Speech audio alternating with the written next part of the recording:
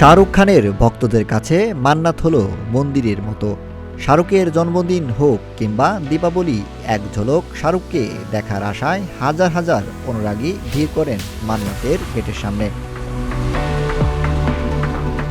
তাছাড়া মুম্বাই গিয়ে একবার শুধু গুরুর বাড়িটা সচক্ষে দেখে আসেনি এমন উদাহরণ নেই বললেই চলে।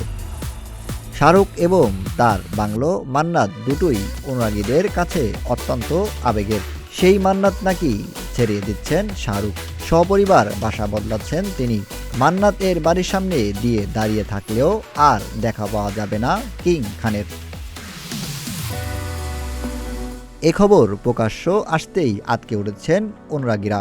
কি এমন হলো যে শাহরুখকে তার প্রিয় মান্নাত ছাড়তে হচ্ছে? আসলে মান্নাতকে নতুনভাবে সাজানো হবে, বাড়ির ভোল পুরোপুরি বদলে দেওয়া হবে এবং পরিবর্তন আনা হবে। এই কাজকর্মের জন্যই আপাতত বাড়ি থেকে পালি হিলের বাড়িতে গিয়ে থাকবেন খান পরিবার।